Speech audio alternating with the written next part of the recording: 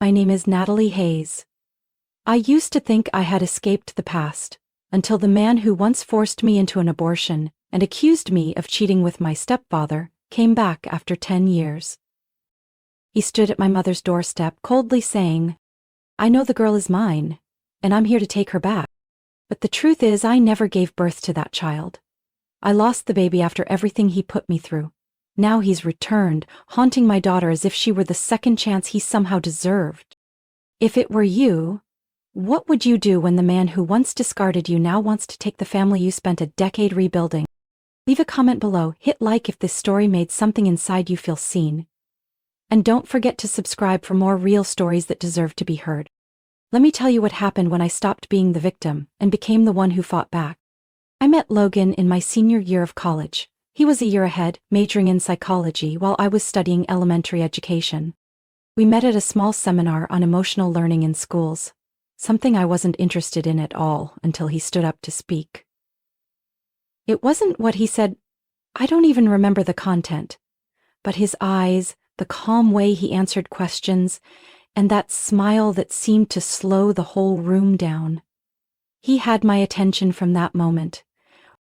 I didn't believe in love at first sight, but when Logan sat down next to me and made a soft joke about my neon pink pen, I laughed like a kid. 3 months later, we moved in together. 6 months after that, he gave me a ring under the yellow parking lot light behind the dorm. Everything came like a whirlwind.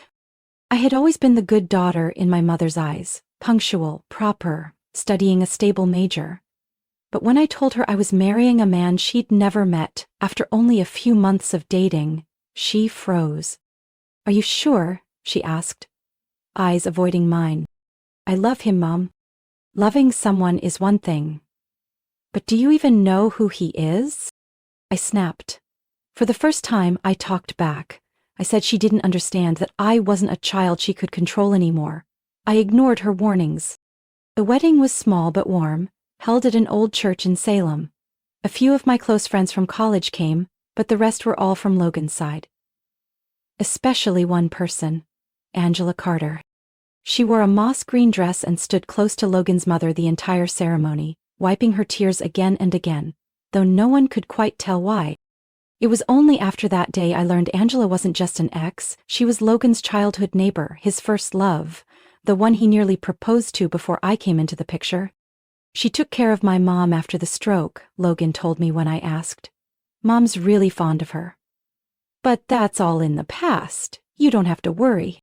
I wanted to believe him, I truly did. But Angela didn't disappear. She started showing up at family dinners, Logan's mom's appointments, weekend gatherings. If I was there, she was already seated. If I wasn't, she still came. I'd seen her smile sweetly, but the way she looked at me never once showed kindness. One afternoon, I went to visit Logan's mom, bringing a homemade apple pie. Angela was already there, peeling apples in the kitchen like she belonged there. "Smells great," she said without looking up. "Next time you should add cinnamon. Logan's mom's always loved it that way." I gave a thin smile, trying to stay polite. But my chest tightened. Logan's mom never hid her favoritism. Anytime I did something, she'd nod and add, "Angela used to make this too, only a bit better." I kept quiet, thinking maybe if I worked a little harder things would change. But then came moments when I saw Angela gently touching Logan's shoulder when laughing, or hugging him casually in family photos. I finally asked Logan about it. He exhaled, barely meeting my eyes. "It's not that deep, Angela's always nearby, that's all. Don't let it get to you." Then he pulled me into a tight hug and told me I was the one he chose to marry, and I softened again. I chose to trust my husband over my instincts. I was the one who let Angela stay closer by doing nothing. Until one afternoon in late March, when I stood in the bathroom staring at the 2 bright red lines on a pregnancy test, and for a moment, all the exhaustion disappeared. I placed a hand over my belly, and the tears came on their own. "We're going to be a real family," I whispered, my heart trembling with joy. But I didn't know. That very moment, somewhere else, a storm was already forming. And at its center was Angela Carter. I remember that day clearly. A chilly Saturday morning after an overnight rain. I got up early, brewed coffee, and placed my hand on my belly like a new habit I'd developed since discovering the pregnancy. I was rehearsing how to break the news gently. Logan didn't handle surprises well, but I believed, when he heard this, he'd hold me like the night he proposed and say, "We'll be okay. You won't go through this alone." That's what I believed. But when I said the simple words, "I'm pregnant," the first thing he did was set his coffee cup down, silently look at me, then stand up and walk out the door. Without a word. I called after him. He didn't look back. I thought I'd misheard. I sat frozen on the chair, still clutching the pregnancy test like it might explain something. 1 hour. 2. Then night came. Logan didn't return. I texted, called. On the third night, just past midnight, I heard the key turn. He walked in, expressionless, like the last 3 days had never happened. I jumped out of bed, ran to him, crying, "Logan, where were you? I was so scared." He cut me off. "Terminate the pregnancy or I want a divorce." I thought I misheard. I asked again. He repeated, slower, clearer, like I was a child who needed each word spelled out. "You don't need to pretend anymore. I know. Angela told me everything, and I believe her." "You believe her?" "She has proof," he said, pulling out his phone, opening an album. I had never seen those pictures before. One showed me and Richard in my mother's kitchen. I was hugging him, resting my head on his shoulder, like I'd done since I was a child coming home.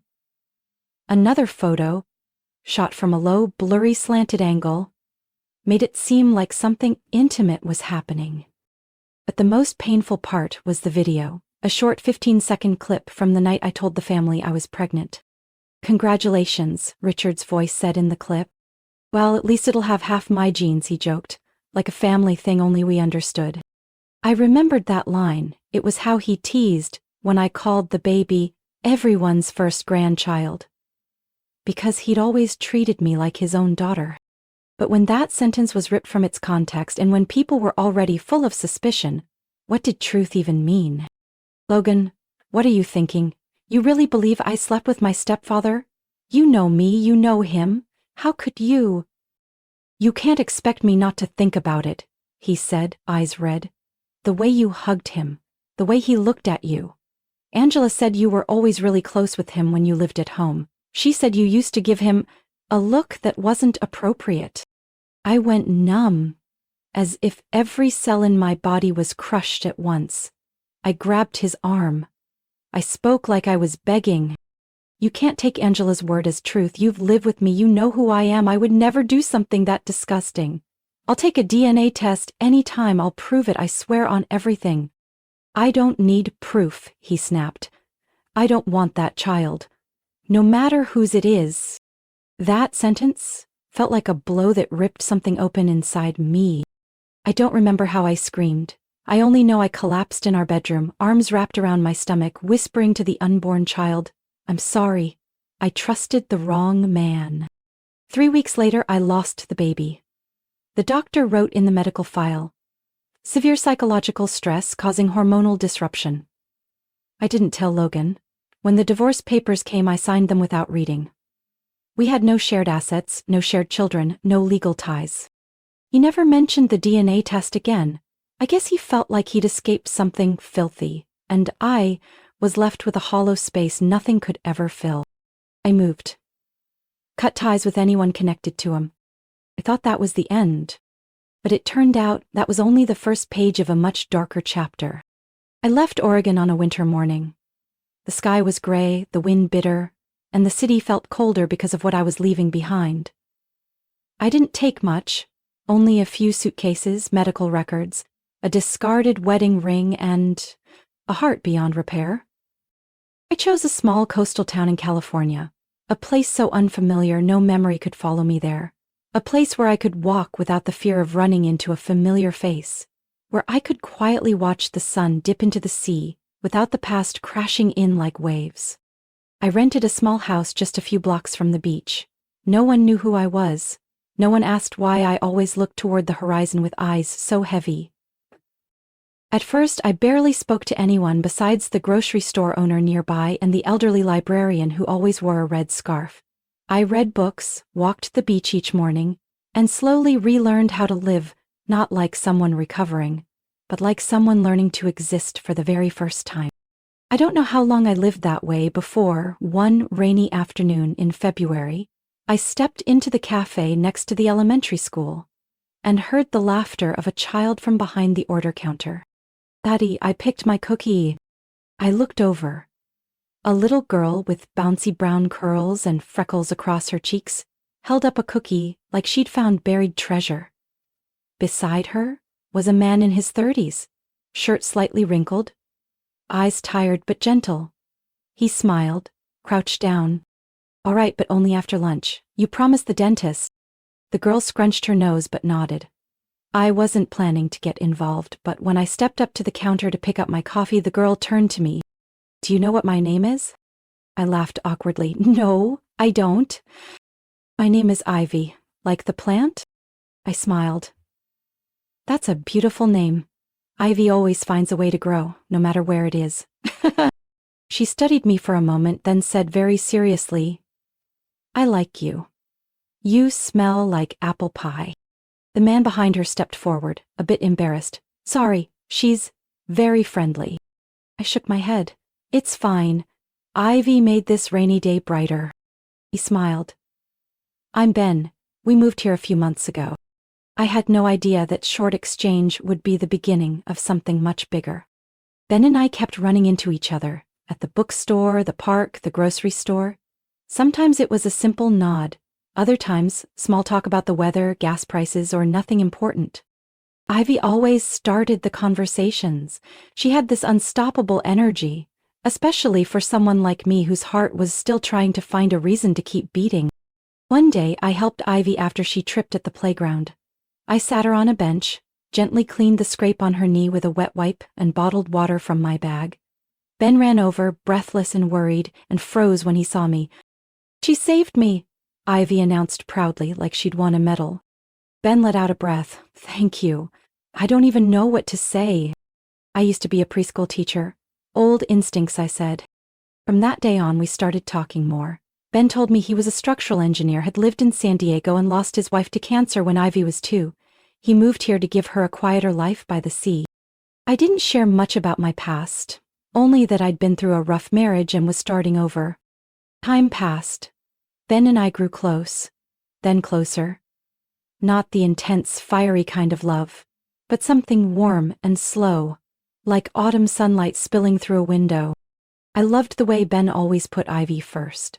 I loved that he asked for my opinion before making any joint decisions.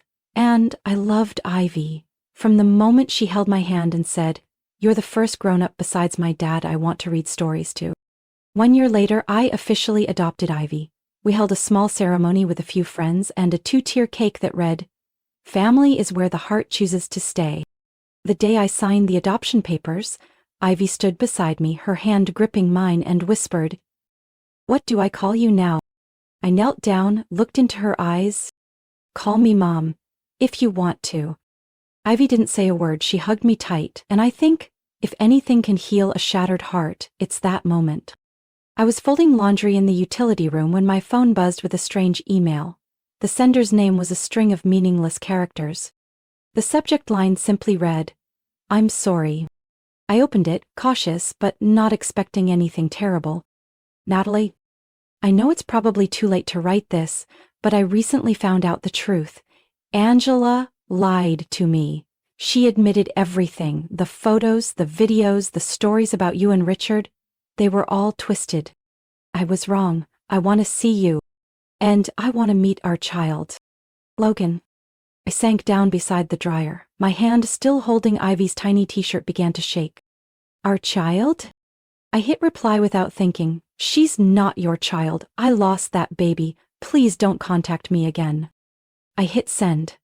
My heart pounded in my chest. That should have been the end. A normal person would have stopped there. But Logan was never someone who let go easily. Especially not when he believed he'd lost something. In the 2 weeks that followed, I began receiving strange messages from newly created social media accounts. At first, apologies. Then, questions. And eventually, accusations. You're lying. I know she's mine, you just don't want me in her life. I have the right to be a father. No matter how much you hate me, the child deserves the truth. She has red hair. You think that's a coincidence? Stop pretending. I blocked each account, but every time I blocked one, a new one appeared. Ben started noticing how often I checked my phone, how I stared out the window like I was waiting for something. One evening he walked into the room while I was rereading the first email Logan had sent. "It's him, isn't it?" Ben asked. His voice wasn't angry, more quietly concerned than anything. I told him everything, I held nothing back. About the marriage before, the child I had lost, Angela, the pain I had once tried to bury. About why I never mentioned Logan. Why I didn't want that name anywhere near the life Ben and I had worked so hard to build. When I finished, Ben didn't say a word. He pulled me into his arms, his hand resting gently on my back. "I'm here. And I'm not letting anyone hurt you or Ivy." I nearly broke down crying, but even the gentlest promises couldn't stop the quiet footsteps crossing the line outside our home. A week later, Ivy came home with a scribbled drawing. A picture of 3 people standing side by side, with the words underneath, "Ivy, Mommy, and stranger?" I asked her, "Sweetheart, who's this man?" Ivy looked up and shrugged. "I don't know his name. He was standing outside the fence while I was playing soccer at school. He asked me what my name was. I didn't answer, but he smiled and walked away." I went to Ivy's school the next day and spoke with the principal. She said she hadn't noticed anything strange but promised to check the playground cameras. 2 days later, she called me back, her voice more serious. "There was a man. He didn't come onto school grounds, but he stood outside the fence for nearly 30 minutes. I went to the school and reviewed the footage. The angle was distant and blurry, but I recognized the silhouette immediately. It was Logan. I reported it to the police, but since he hadn't entered the property or broken any clear laws, they couldn't do much. They simply advised me to heighten security and documented the incident. I couldn't sleep through the night for the entire following week. Ben installed security cameras around the house. I changed all my social media passwords, removed profile photos. But the feeling of being watched didn't fade. One afternoon, I walked out of the grocery store with Ivy and spotted a black SUV parked a few cars away. The driver lowered his head when I looked over, but it was too late. I had already seen those eyes in the rearview mirror. I tightened my grip on my daughter's hand. My heart pounded so hard I felt dizzy. Logan didn't want forgiveness. He wanted something I couldn't give, and would never allow him to have. One Wednesday morning that seemed ordinary, I had barely brewed the coffee when the phone rang. The caller ID read, "Willow Creek Elementary." My heart instantly sank. Calls from school at that hour were rarely good news. I picked up. The principal's voice was calm but slightly tense. "Miss Hayes, I'm calling to confirm. Did you recently send a handwritten letter requesting Ivy be picked up early because her grandmother was in the hospital?" "No, I didn't send anything. Is Ivy okay? Where is she?" "She's in class and perfectly safe. We don't allow any child to leave without verification." "But the letter has your name, your matching address, and it's handwritten." I gripped the phone, heart racing. "Is someone at the school right now?" "Yes. A man in a black SUV is parked in the back lot. He hasn't approached any students. But security is observing him from a distance." I set the coffee cup down. My hand trembled. "Keep Ivy in the classroom. Do not let anyone, even me, approach her without verbal confirmation from this number. I'm on my way." The principal understood the urgency and agreed without hesitation. I called Ben with shaking hands while fumbling through my purse for the car keys. When I got to the school, the black SUV was still there, the exact one I'd seen outside the store. The windows were tinted, but I knew who was inside. I rushed into the front office and asked to review the security footage. The secretary hesitantly pulled up the video from that morning. There he was, Logan, calmly walking into the office, holding a folded handwritten letter. He spoke clearly. "My wife couldn't make it. Her mother's in critical condition, so I came instead. Ivy Hayes, 1st grade, Class 1B. No hesitation, no worry in his voice. The receptionist politely told him they needed to verify. Logan smiled. She's at the hospital. She can't answer her phone right now, but I have her note right here. The receptionist looked at the letter, my name, handwriting that closely resembled mine, familiar tone, but something gave her pause. The word grandmother was spelled incorrectly. When she asked him to wait for verification, Logan kept smiling, but his expression briefly froze. Then he nodded, turned, and walked out without another word. I watched that video over and over. Logan's eyes didn't show concern, only a cold persistence, like a man who had rehearsed the scene many times. I left school with Ivy, clutching her hand like I was afraid she might vanish. Ben was already waiting near the school gate, standing silently. When we got home, I began gathering every piece of evidence I had.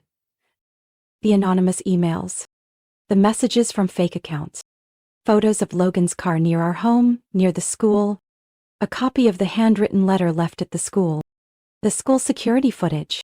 I submitted everything to the local police and filed for a temporary restraining order while the case was under review. Officer Rodriguez stared at the footage for a long time before asking, "He's your ex-husband, right? Do you have legal custody of Ivy?" "She's my legally adopted daughter. I have full guardianship. With what you've provided, we'll petition for an emergency order from the judge. But to escalate this into a criminal abduction investigation, we'll need more concrete evidence of intent." I bit my lip. "So I have to wait until he actually does something before we're protected?" She didn't answer. She quietly slid the temporary order form across the desk toward me. "The only advice I can give, keep all doors locked and never go anywhere alone." That night I sat in the bedroom, the soft glow of the nightlight casting shadows on the wall. Ivy slept soundly between me and Ben. My eyes lingered on her face. So innocent, so peaceful, completely unaware that somewhere out there, a man was trying to force his way into her world under the title of father. I used to believe that forgiveness could heal, but Logan hadn't come back to say sorry. He came to claim something that no longer belonged to him, if it ever did at all. This wasn't a fear living only in my head anymore. It was standing right outside the door. I woke at 2 a.m. to pounding fists against the door, like thunder crashing through the silence of the night. "Natalie, open up!" I bolted upright, heart pounding in my chest. I didn't need to look through the window. I already knew who was out there. The shouting continued, filled with rage, desperation, and obsession. "She's my daughter! You took her from me! She's my flesh and blood!" Ben shot up right after me. He motioned for silence and walked over to the bedroom window. I saw him freeze, his jaw tightened, and immediately he grabbed his phone and turned to me. "Call the police right now." I rushed to the phone, hands shaking as I dialed 911. The dispatcher's voice was calm and steady, but I could barely stop my own voice from catching. "Only 21 down to go," I thought. "This bird thing." "There's a man, my ex-husband. He's outside our house screaming in the middle of the night. He once forged a letter in my name to take my daughter from school. I already have a temporary restraining order. He's trying to break in." The dispatcher reassured me, promised that officers were on their way. But the waiting, in the middle of the night, with a man who had already crossed every boundary, felt like something out of a nightmare. Logan kept shouting, "Angela told the truth. You slept with your stepfather. You betrayed me, and then you stole my daughter." My eyes met Ben's. He gripped my arm tightly, guiding me toward Ivy's room. "Stay in there with her. Don't come out until the police arrive." I hurried into my daughter's room, shut the door, locked it, and wrapped my arms around the small sleeping body on the bed. I tried not to wake Ivy, but my palms were ice cold. Old memories surged like black waves. The first time I told him I was pregnant. The last time I begged him to believe me. The day I left, with empty hands. A police siren blared outside. I heard tires screeching, then heavy footsteps. Someone shouted, "Hands up, do not come any closer." I opened the door just as Ben came to meet me. He nodded. "It's okay. They made it in time."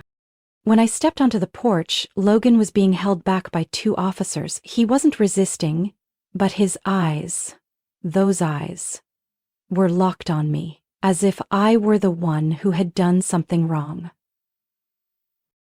I have proof, he yelled. Angela confessed. She admitted everything. She lied to me. She made me believe the wrong thing, but now I know the truth and I came to fix it.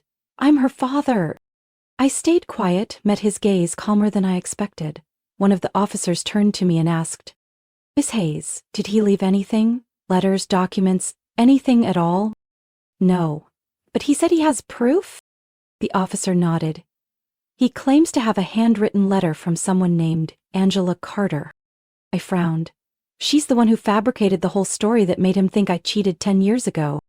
As they started leading Logan away, he suddenly yanked against the officer's grip, turned back, pulled a folded piece of paper from his coat pocket, and tossed it on the ground. Read it. That's the proof, Natalie. I'm not crazy. I want my daughter. An officer picked up the paper using gloves and handed it to me. I unfolded it. Handwritten. Thin, familiar strokes.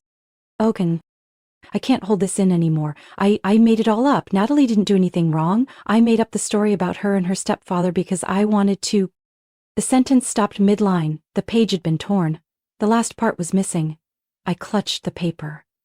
Half a truth, and the other half. A bottomless void. Ben stepped beside me, his voice low and sharp. Amy? He brought this thinking it would excuse him screaming outside your house at 2 a.m, like it gave him permission to violate every boundary you set? I stared down at the letter. I always thought Angela would confess one day.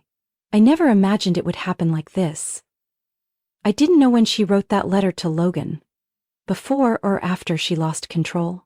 Before or after her marriage collapsed. That night, after the police left, I sealed the letter in a plastic sleeve and added it to the folder of documents I had been collecting. I knew I'd need it. This time, I would be the one taking the next step. If Logan thought he could turn my life into another nightmare, he was wrong. I called Tessa the very next morning.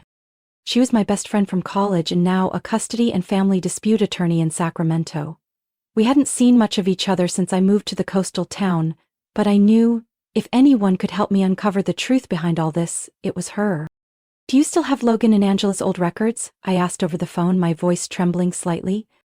Tessa paused for a beat. You're having trouble with them again? I think it's more than trouble. Do you have time to meet in person? There's something I need you to look into. It's not okay. None of this is. That afternoon, I drove nearly 3 hours to Tessa's downtown office. We sat in a small conference room where the yellow lights cast shadows on the dark wood table, making the documents she laid out feel twice as heavy. I always suspected Angela was unstable, but I didn't know she had been committed to a psychiatric facility, Tessa said, tapping a file with her finger. When? I asked, my throat dry. 2 years ago, after she tried to sabotage a wedding in Reno. She impersonated the bride in the registry system. Emailed all the guests claiming the wedding was off because the bride had run away with her ex. It turned into a public scandal. The groom's family sued Angela. She was declared temporarily unfit and was placed under mandatory treatment for 8 months. I sat in silence, feeling every part of my body contract from the chill. Did Logan know about this? I asked, though deep down I already had a feeling. Tessa nodded. Not only did he know, according to the facility's records, Logan visited her every week while she was hospitalized, and after her release, they kept in regular contact. There are signed visitor logs from Logan, it's undeniable. I leaned back in the chair, completely drained. So? He knew Angela made it all up and had known for a long time, but he did nothing. Only when he saw Ivy, my daughter, with red hair like his, did he decide to come back. Not to apologize, but to claim her. As for emergency custody, Tessa continued pulling out another file. He filed a petition with the district court where you currently live. He's requesting visitation and temporary guardianship of a minor, claiming the child is his biological daughter, hidden from him after lies and divorce. I shot up from my chair. What? He filed without a DNA test? Without any legal proof? He attached a photo of Ivy, citing shared hair color, facial bone structure, and most importantly, he referenced a handwritten letter, the incomplete one from Angela. I lost the child I once carried and now he's using someone else's child to replace her, based on a torn letter from a woman who was once declared legally incompetent. How could the court even take that seriously? Tessa went quiet for a moment. Because this is an emergency filing, if the court sees reasonable possibility, they can request a preliminary hearing.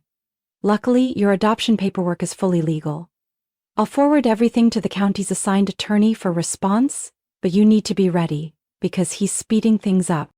Tessa held my gaze for a long moment, then spoke slowly. And one more thing. She placed a printed copy of a flight ticket on the table. Logan bought 2 one-way tickets from California to Colorado, departing next week. He booked them under the names Logan Parker and Ivy Hayes. My whole body went cold. I stared at the bold letters on the paper like I couldn't believe my eyes. Right next to it was a prescription record for a strong sedative called lorazepam, commonly used to treat severe anxiety or induce sleep almost immediately. Tessa spoke as if she were reading from a script she herself didn't want to believe. The prescription is valid, but the dosage is unusually high, and he just requested a refill, stating the reason as insomnia due to emotional stress from reuniting with biological child. I don't remember how I left Tessa's office. I only remember standing in the cold afternoon air, dialing Ben. When he answered, I whispered like someone who had fallen from a great height. He is planning to take her, no matter what it takes. There was silence on the other end for a few seconds. We're not letting that happen, Ben said firmly, even if I have to stand in front of the airport myself. That Sunday, the town held its annual harvest festival. Early in the morning, Ben and I took Ivy to the town square, lined with apple pie stands, pumpkins, and kids' games. Ivy wore a yellow dress embroidered with red leaves, holding a balloon and darting around like a little sunbeam. We left around noon to prepare dinner with neighbors. Ben stopped by the print shop to pick up a complaint form he'd ordered. Ivy and I went into the house first. I let her watch cartoons in the living room while I checked the chicken in the oven. Less than 10 minutes later, the doorbell rang. Before I could reach it, Ivy had already run over, her eyes lighting up. "It's Daddy!" I froze. My heart dropped into my stomach. Ben couldn't have gotten home that fast. I rushed to the front, but the door had already cracked open. Standing there was Logan. Dressed in a crisp button-down shirt, holding a knit cap, hair slicked back. His face was calm. Unnervingly so. "Ivy," he said, crouching slightly, reaching out. "Are you ready?" She stepped back, confused, looking at me, then at him. "Who are you?" I screamed. "Ivy, go inside, lock your room." Logan lifted his gaze, lips tight. "Don't make this messy. I'm not here to hurt anyone, I came for the girl. And this time, I won't let you lie to me again." I clenched the phone in my hand and hit the emergency alert button on the safety app we'd installed. Logan saw my move and immediately took a step back. "We both know she's mine, Natalie. You think I don't see it? Her eyes, her hair, that smile. You can't hide the truth forever." One hand on the door, the other holding the phone, my mind raced through the backup plans Ben and I had made. After the forged letter at school, I had secretly attached a small GPS tracker to the strap of Ivy's backpack. I checked the battery each morning, saved the location each night. I never thought I'd need it. But that afternoon, when I went to the kitchen to grab water, I noticed the backpack was gone.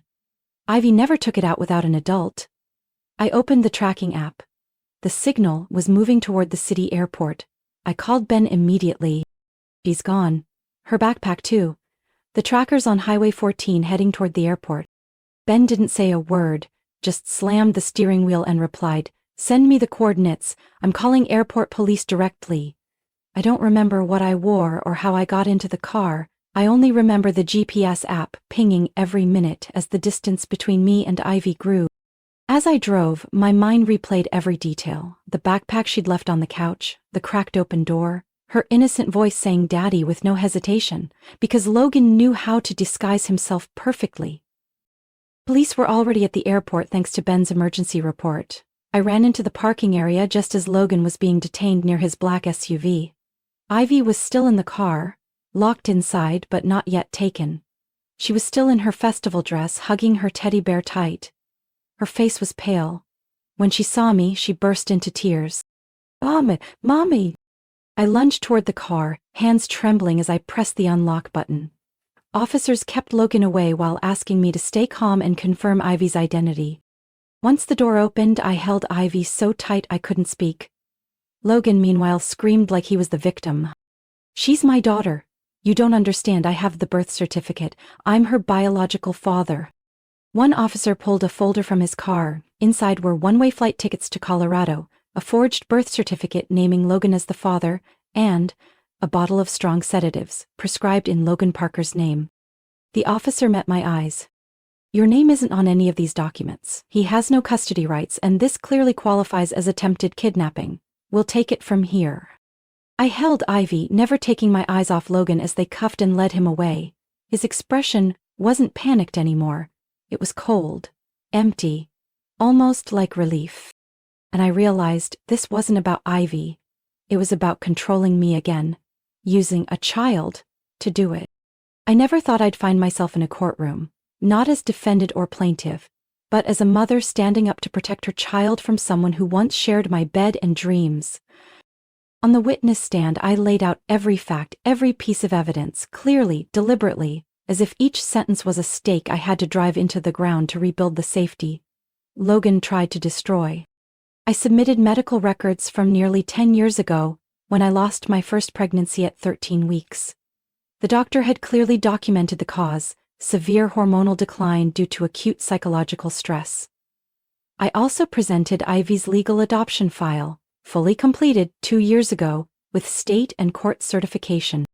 When my attorney submitted the GPS data, photos of Logan's SUV near our house, a copy of the forged school pickup letter, and the security footage of Logan trying to retrieve Ivy illegally, the courtroom fell into eerie silence. No one said a word as the investigator placed the bottle of sedatives on the table, along with the prescription Logan wrote for himself under the reason, insomnia due to separation from biological child. But the real turning point came when Angela Carter appeared. She was wheeled in, wearing a light blue patient gown, her face pale and makeup-free, her hair unkempt, eyes sunken, gaze vacant like she wasn't even sure where she was. When asked if she agreed to testify, she nodded slowly. Her voice rose like wind through dry trees. "I lied. Years ago. I couldn't bear that Logan loved her, so I created something he could never unsee. A sentence, a photo, a story that would outlive the truth." Angela lowered her head. "I lived too long in the illusion that if Natalie disappeared I'd get Logan back, but I got nothing." The judge ordered her testimony cut short due to her unstable mental state, but every word she spoke erased any remaining doubt from the minds of everyone present. The court sentenced Logan to a minimum of 8 years in prison for attempted kidnapping of a minor, falsifying legal documents, intentional psychological harm to a child, and multiple violations of a restraining order. Ivy's case was sealed in full at the request of our family attorney to ensure her identity and privacy would never be compromised. A month later, I accepted an invitation to speak at a community forum for women who had survived emotional abuse in marriages and past relationships. It was held in a small center in Monterey. I hadn't planned to say much, but standing before over 30 women, each carrying an invisible scar, I knew I couldn't stay silent. I told part of my story, about a marriage that started with promises and ended in suspicion, about a child denied by her own father before she was born, about a man who returned not to apologize but to take, under the label of father, and something he called forgotten love. I ended with a sentence I had forged from every painful day I had survived. "Not everyone who holds a knife is dangerous. Some words, if you let them live too long, will kill you from the inside." I looked toward the front row where Ivy sat between Ben and her music teacher. She waved at me when she saw me looking. That small smile? That was why I was still standing. Still breathing. Still able to turn scars into a light others could follow.